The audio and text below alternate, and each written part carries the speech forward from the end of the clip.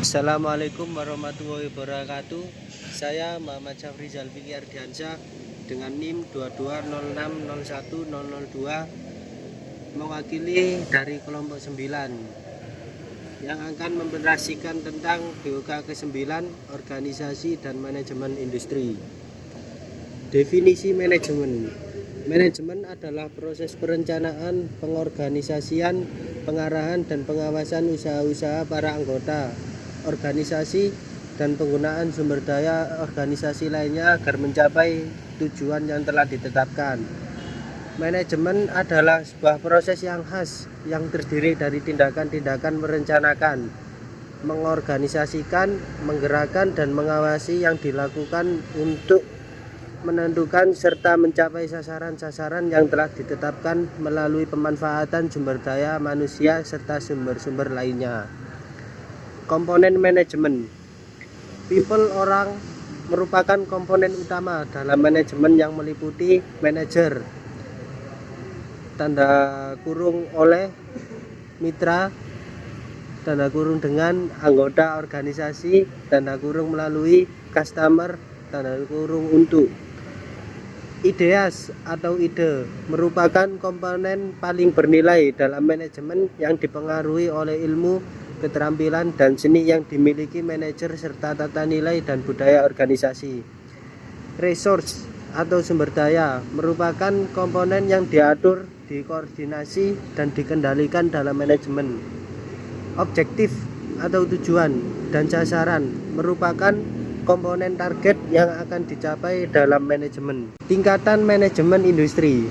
Tingkat manajemen vertikal. Tingkatan manajemen vertikal ini terbagi lagi menjadi 3 bagian, yaitu manajemen puncak.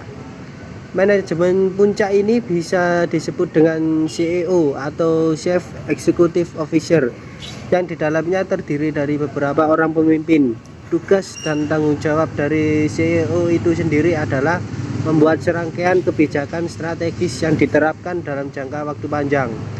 Yang kedua, manajemen menengah. Biasanya manajemen menengah ini diisi oleh divisional manager atau manajer divisi. Tugas dan tanggung jawab yang dimilikinya adalah membuat serta merencanakan pelaksanaan yang sifatnya taktis. Dan yang ketiga, manajemen bawah. Manajemen bawah ini biasanya lebih dikenal dengan fungsional manager. Mereka adalah supervisor atau mandor yang memiliki tugas untuk mengarahkan pekerjaan yang sifatnya operasional kepada bawahannya berdasarkan perencanaan yang sebelumnya telah dibuat oleh pihak manajer atas. Fungsi manajemen industri. 1. Planning. Salah satu peran utama dari seorang manajer adalah menyusun rencana yang matang untuk memenuhi tujuan dan target industri itu sendiri. Kedua, organisasi. Seiring dengan dilakukannya perencanaan, keterampilan dari organisasi mampu membantu manajemen industri berjalan dengan lancar. Yang ketiga, leading.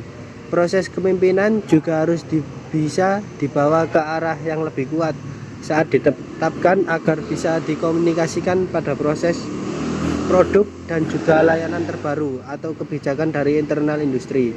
4. Kontrol.